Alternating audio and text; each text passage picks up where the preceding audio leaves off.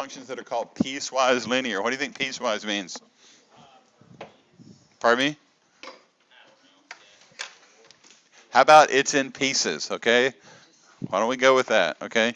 The English in math is not that hard, okay? It's the math in math that's hard, okay? So you are going to take a trip. You're on an airplane, and your airplane is leaving Atlanta. For the first 30 minutes, you're going to go from 1,000 feet, which is where we are, 1,000 feet above sea level. You're going to cruise to your altitude of 40,000 feet. You're going to Disneyland, so you're going to fly for about 3 hours at 40,000 feet. And then for that last 30 minutes, what does your plane do? It goes down. So what would that look like if we were to say, here is the height. So if this is the height of my airplane in thousands of feet, and this was my time in hours. Okay. So we start at about 1,000 feet. So 1,000 feet is somewhere right in here. Okay.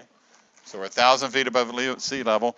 It takes us 30 minutes to get to our cruising altitude of 40,000 feet. Okay. So if I connect the dots with those two,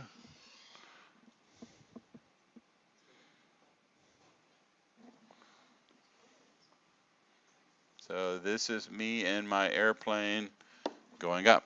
Okay. Now, why can't I just say that's the model for this flight and it just keeps on going? Why would that not work?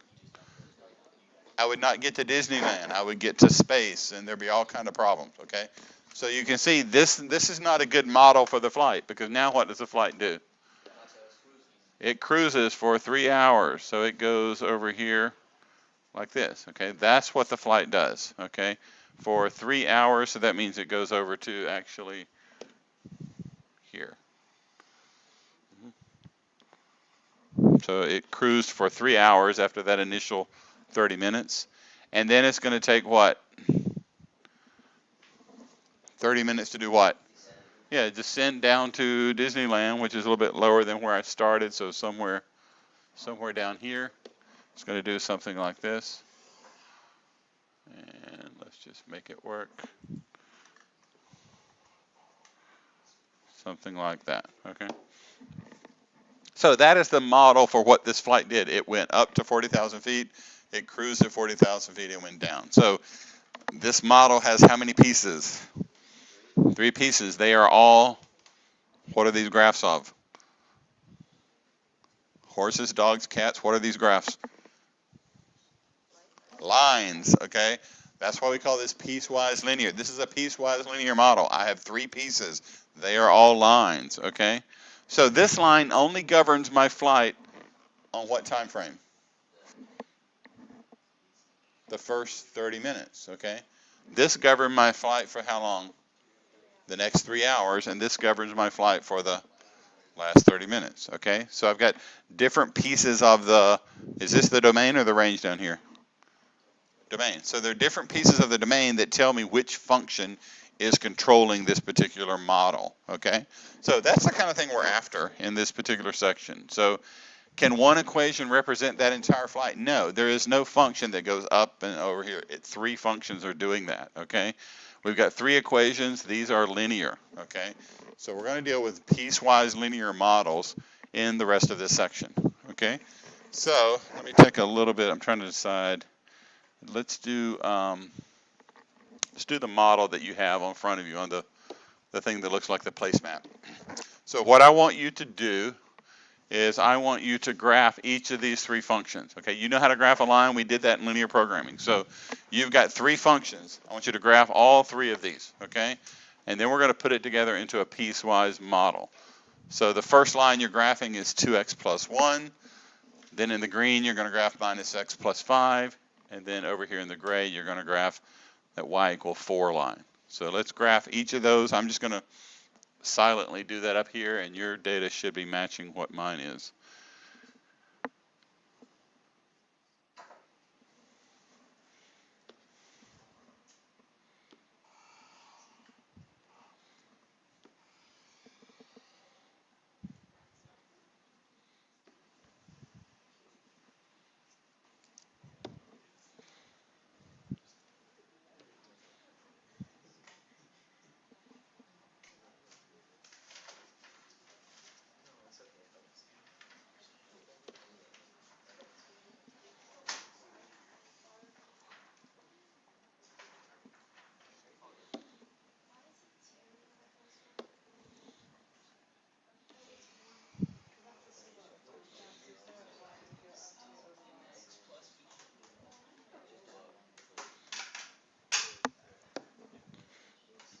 Okay, you should be graphing these lines. These are Algebra 1 skills that I'm hoping are still intact. Okay. Yes.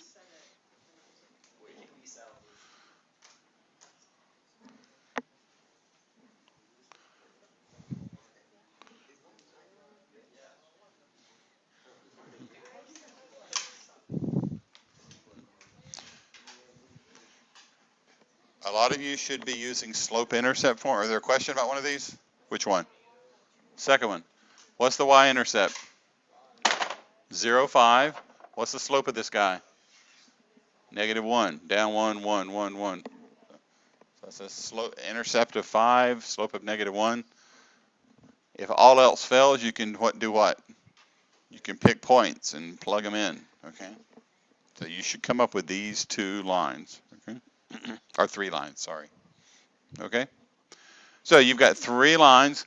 This is graphed over the domain negative infinity, infinity, negative infinity, infinity, negative infinity, infinity. What we're going to do, the piecewise function, is what if I were to pick and choose? I only like this function to be the first part of my piecewise. I want the middle part of this one, and then I want part of this one. That's what a piecewise function is going to say. I'm going to take these 3 lines, but I'm only going to look at certain parts of it. Okay. So I've got a definition here. If you look at this one, I'm going to use the line 2x plus 1, but only for the x values that are less than or equal to -3. What is the interval x less than or equal to -3? What is that?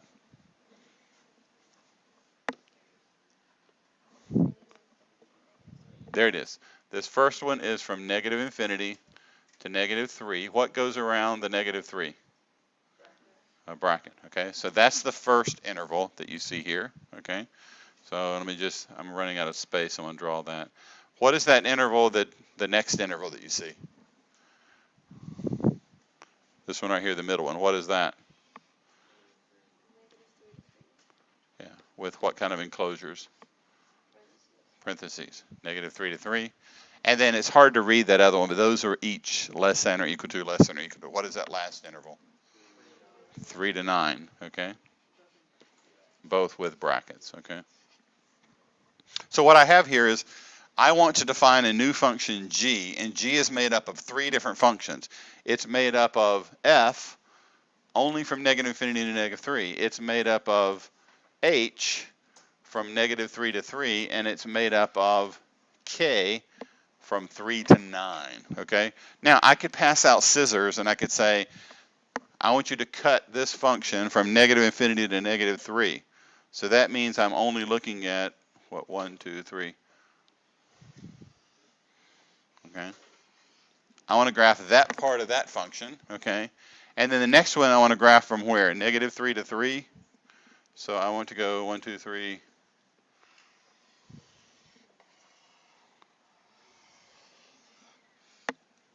I want this part of the next function. And the next one is going to go from 3 to 9. So I want to go for this part.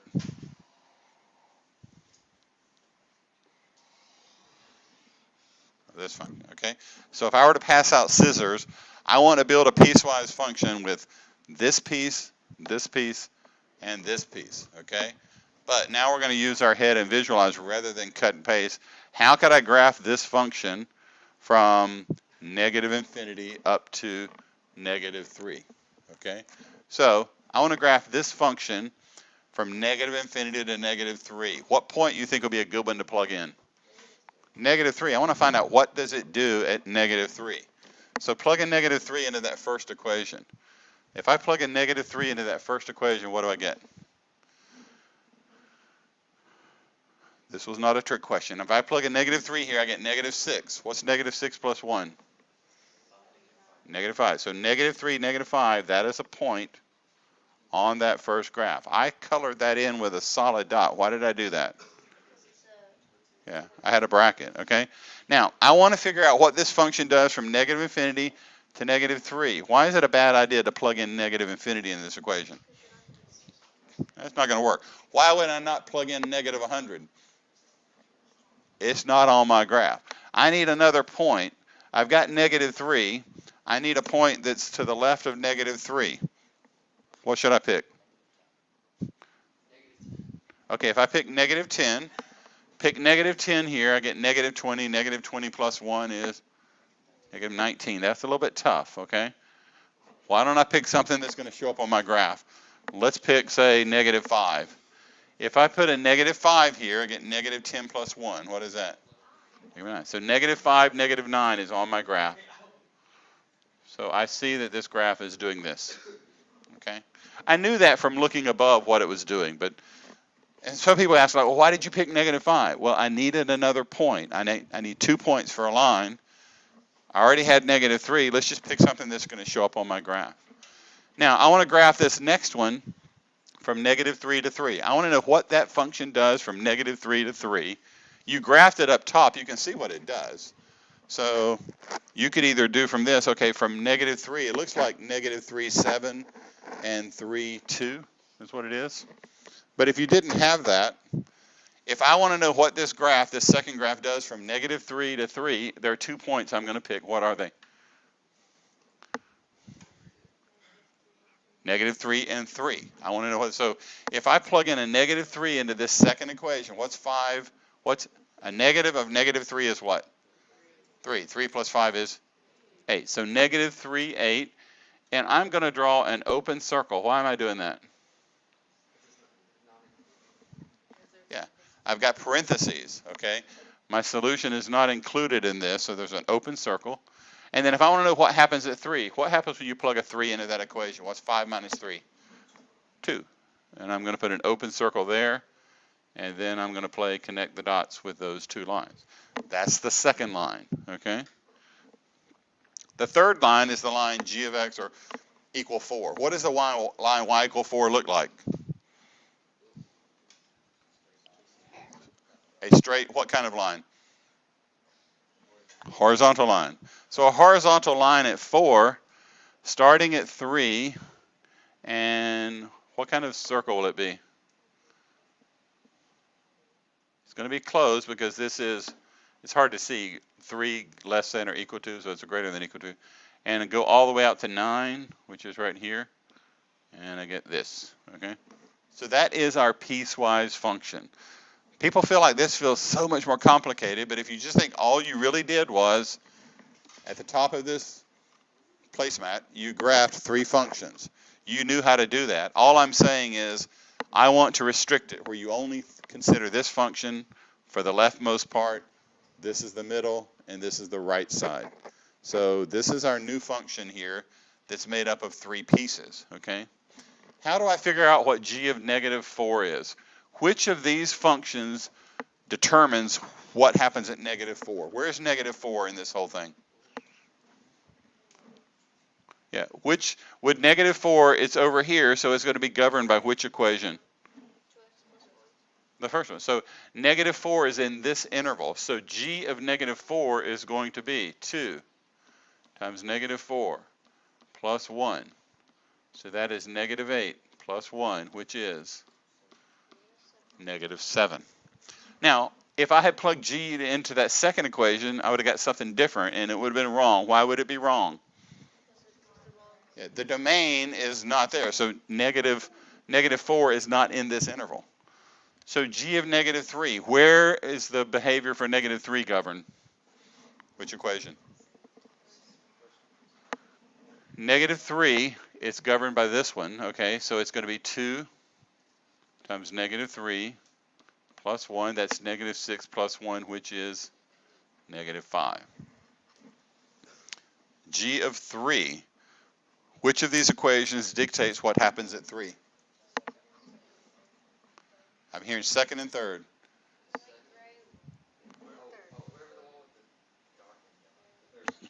It's the last one. So this is, so if I'm looking at a 3, this interval does not contain 3.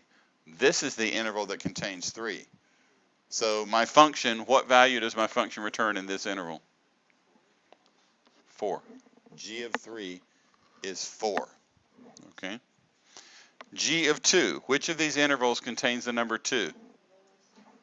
The middle one, right? Okay.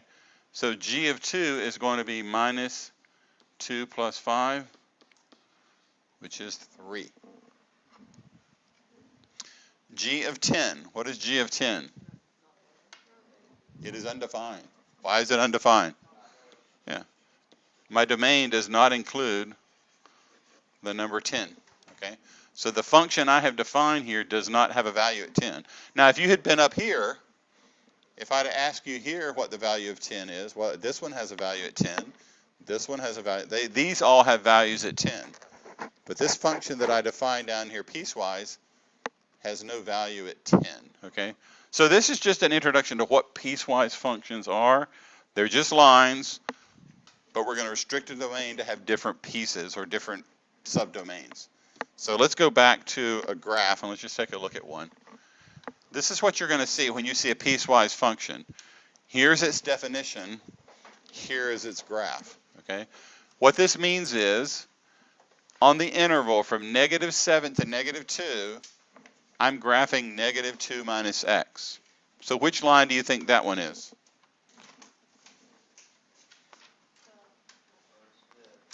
Yeah, so this definition is talking about this line. Okay, it's what happens from -7 to -2.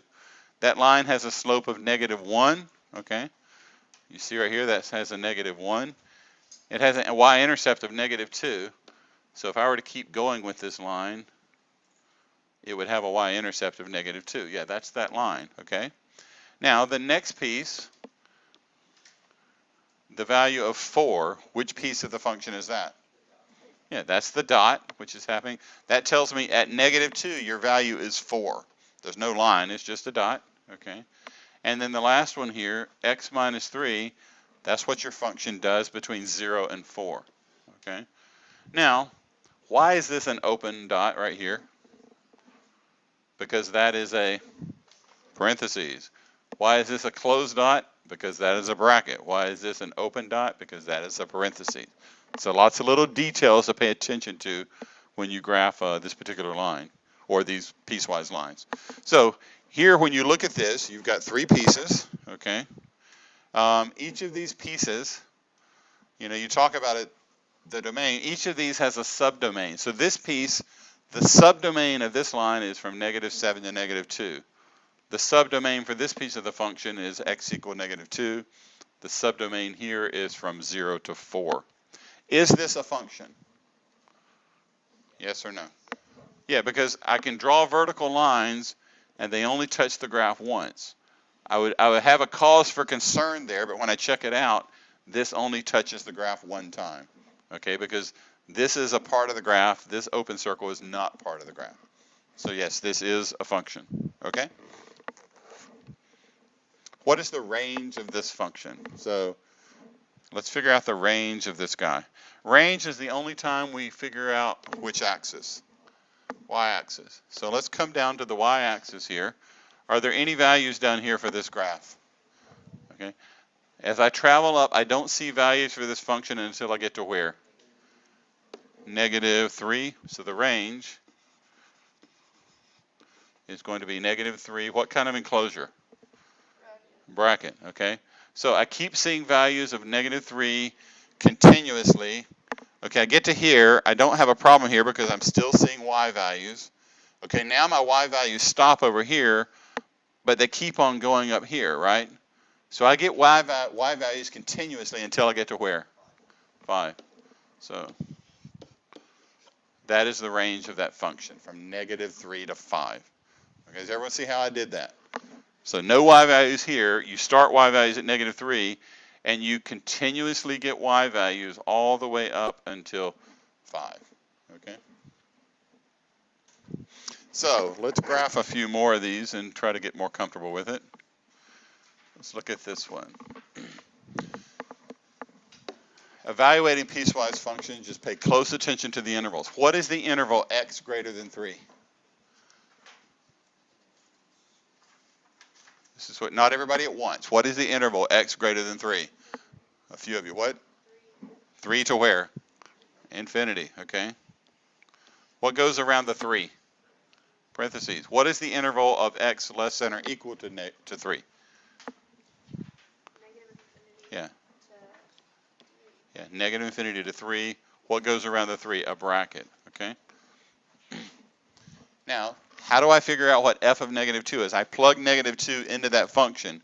Which one do I plug it into? Yeah, the bottom one. So this tells me that f of negative 2 is in this interval. It is not in this one. So f of negative 2 is going to be 5 times negative 2 plus 2. That's negative 10 plus 2, which is negative 8. Okay. F of 4. Where is 4 in the definition of this function? The top one. So f of 4 is going to be 4 times 4 minus 3, which is 13. F of 3. Where is 3 in this definition? Why is it not in the top one? Parentheses, okay? You guys are on top of this. So f of 3 is 5 times 3 plus 2, which is 17. F of 0 is which one? The bottom one. So f of 0 is 2. You plug that into 5 times 0 plus 2, and you get 2. Now, if you were to plug these in the wrong equation, you're going to get wrong answers, okay? So pay close attention to where the function is defined, okay? Now, let's get a little practice of graphing these functions on restricted domains. Graph this function. All this really means here, this says that little e, x is an element of. X belongs to the set negative 2 to 4. So that's all this means. My x values go from negative 2 to 4. If I wanted to graph this line, instead of with arrows going from negative infinity, and I only wanted to graph it from negative 2 to 4, wild guess, which 2 points do you think I'm going to pick? Negative 2 and 4. You guys are even on the day when we're delaying your lunch, you guys are really on top of it. Today, those are the 2 values. So I plug those in. If I plug a negative 2 in there, what do I get?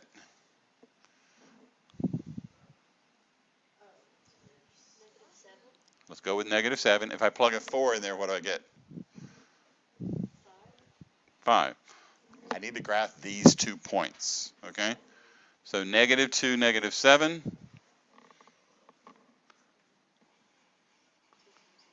And 4, 5. Now, I just drew those with solid circles. Should they be solid or open? They should be solid because I see brackets here. And then my favorite connect the dot line game that I play here. Connect those 2, and there is the line. So I just graphed 2x minus 3 from negative 2 to 4, okay? So all this means is I only want to look at this line when the x value is negative 2, the x value is negative 4, okay? Now you may have looked and said, oh, well, the y-intercept is negative 3. It is. My graph is off just a little bit, but that should be my y-intercept. The slope is 2, up 1 over 2, up 1 over 2. So my graph's a little bit off, okay? But if you know you only want to graph this function from negative 2 to 4, pick those x values, figure out what your y value is, just connect those 2 points, okay?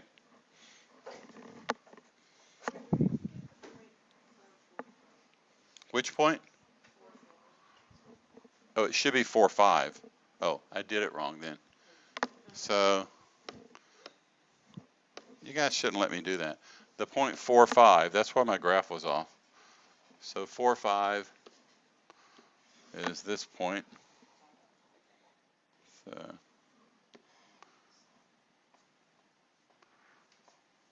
and that makes it look better with my y-intercept of what, negative 3. That does look a little bit better for that y-intercept there, okay? So there it is, the point 4, 5, okay? Now, let's just get some more examples graphing. Let's graph the line 3x minus 5 from 1 to infinity, okay? Wild guess, which is the first number you think I'm going to pick? 1. So you guys are there. Now, people always struggle with, like, the next number I'm going to pick. I'm not going to pick infinity. I'm not going to pick 37, okay? If I'm picking the number 1, okay, I can pick 10. If I pick 10, this is what, 30 minus 5, which is, what's 30 minus 5? 25. My graph doesn't go that high. So I can pick 2, I can pick 4, it doesn't matter. So let's just, if I pick a 1 here, This is 3 minus 5, that's negative 2. If I pick a 2 here, that's 6 minus 5, that's 1. If I pick a 4, that's 12 minus 5, which is, 7? So any of these points. So 1, negative 2. So 1, negative 2 is right here. And then I've got the point 2, 1 and the point 4, 7. Oh, sorry. I'm really having a bad graphing day here.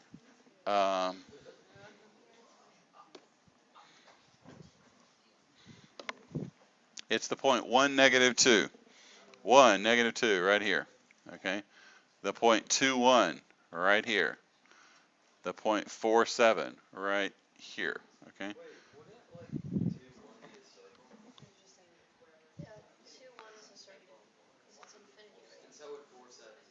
These are points on the line. You can make them X's, stars, triangles, whatever you want. These are all points on the line. The only one that has to be a circle for sure is this one on this. This has to be a closed circle. The others are just dots that are going to help me draw this line. So you can draw them as whatever you want, but my line has to go through all of these points.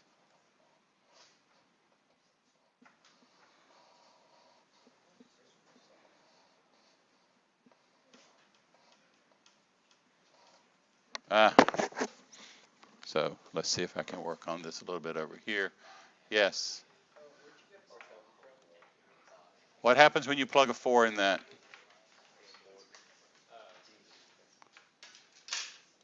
Is that the correct math? Okay, so there's the line. Okay.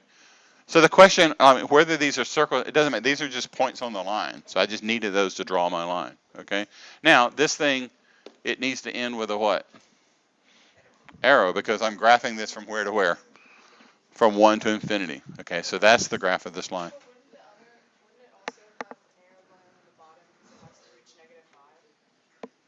No, it starts at 1. So this function, I'm only graphing this function from 1 to infinity. Okay. So it does have a y-intercept at negative 5, but that's not part of my domain. Okay. So I only graph this from 1 to infinity. Okay.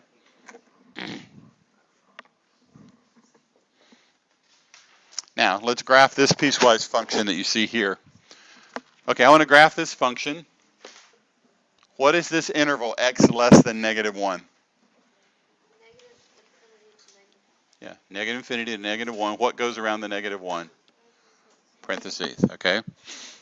I want to graph x plus 1. What is the interval over which I'm graphing x plus 1? Yeah, negative 1 to 2 with brackets. Okay? And then I'm going to graph f of x equal negative 1 from 2 to where? 2 to infinity, okay? With a parentheses. So I need to graph each of these lines, okay? If I want to graph f of x equal x from negative infinity to negative 1, what's the first point you think I'm going to pick? Negative 1. So if I'm looking at x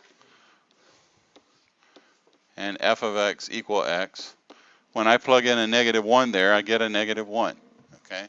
So that first line, negative 1, has to be there, okay? If I'm graphing from negative infinity up to negative 1, what's the other point I'm going to pick? It's not negative infinity, negative 5. If you put in a negative 5, you get negative 5. Doesn't matter. Negative 4 would be a good answer there. Some number that's in this interval. So let's just graph these points. So at negative 1, is that an open circle or a closed circle? Open. Why is it open? Yeah. So negative 1, negative 5, or if you had negative 4. Either way, you're going to see something that looks like this. Why did I end that with an arrow? Why? Because I'm graphing this from negative infinity up to negative 1. Okay? So that's the first part of my graph. Now let's move on to the next part. I need to graph x plus 1 on the interval negative 1 to 2. Wild guess, which 2 points am I going to pick? Negative 1 to 2. Those are the endpoints of this line. So to graph this next line right here, I'm going to pick negative 1 and 2. Because I want to know what happens at those 2 points, and then I'm just going to connect them. What happens when you plug a negative 1 in this equation? 0. You plug a 2. You get 3. Okay? So I need to graph negative 1, 0. What kind of dot? Closed. Okay? And then I need to graph 2, 3. What kind of dot for that one? Closed. What do I do with those 2 dots? I connect them. Okay? That's the second part of this line. I graphed x plus 1 from negative 1 to 2. And then I need to graph f of x equal negative 1 from 2 to infinity. What does the line f of x equal negative 1 look like? What kind of line? Horizontal line at where? At negative 1. So at negative 1, so a horizontal line, and the circle that goes here at 2 is going to be what kind of circle? Open. So it's going to be an open circle right here at negative 1, and it goes to the right. Okay. So there we go.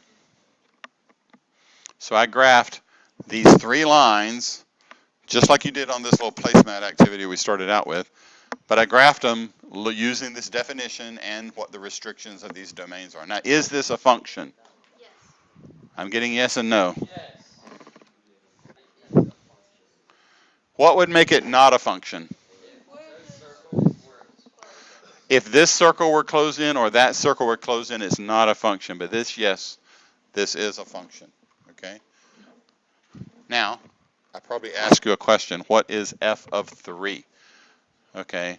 Where is 3 governed? Yeah, it's this one right here. So 1, 2, 3. I look at my graph. F of 3 is negative 1. Or I could go back in my definition. F of 3. Which of these intervals contains 3? It's this one. So f of 3 is negative 1. Okay? And then I ask you, what is f of 2? F of 2. So if I go over to 2, where's my function value? It's right here. F of 2 is 3. Or I could look at my definition. So where is 2 in this definition? Which of these intervals contains 2? It's this one. So f of 2 is 2 plus 1. F of 2 is 3.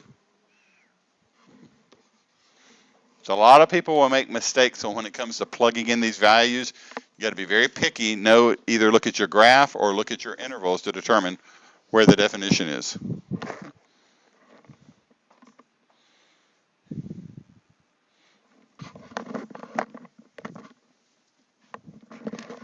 Okay, let's graph another one here. F of x equal x plus 2, x greater than 2, 2x, blah, blah, blah. What is this first interval, x greater than 2? 2 to infinity. Why is it not infinity to 2? We write the smallest number on the left, the smaller number. This next interval is from where to where? Yeah, negative 3 to 2 with what kind of enclosures? Bracket, bracket. And this next interval is what? Negative infinity up to negative 3. And parentheses, parentheses, okay? So if I want to graph x plus 2 from 2 to infinity, what's the first point I'm going to pick? 2. What's 2 plus 2? 4. So that point is 2, 4. So 1, 2, 4, open circle, closed circle. An open circle at 2, 4, okay? The way I got that was at the value 2, 2 plus 2 is 4. So 2, 4, that parentheses tell me to make it an open circle. Now, I got to pick one other point. It's not infinity. 4 is a good one. What's 4 plus 2? 6. So let's look at 4, 6. 4, 6 is right here. That gives me enough to know this line does this, okay? Pardon me? No, it's a point on the line. Okay. And I'm having trouble with my lines here, but yeah, because it'd be wrong, okay? If I drew, come on guys, if I drew an open circle right here, that's telling me that this function doesn't have a value at that point. That's not the case, okay? So don't do that, okay? I drew a closed dot there, or a closed dot, because that's a point that helps me draw this line, okay? That's the first part, okay? Now, how do I graph 2x from -3 to 2? What 2 points am I going to use? -3 and 2. What is 2 times -3? -6. So the point is what? -3, -6. What kind of circle is that? Yeah. So at -3, -6, I'm going to draw a closed circle. Okay. Now, what's the next point at 2? What is 2 times 2? 4. So that's the point, what? 2, 4 with what kind of circle? Closed. I'm going to go to 2, 4, draw a closed circle. What did I just find out? Yeah, that open circle now became a closed circle. And I'm going to connect these 2 dots. Okay. I've got that. And then the last thing I need to graph is x minus 2 from -infinity to -3. What point am I going to start with? I'm going to start with -3.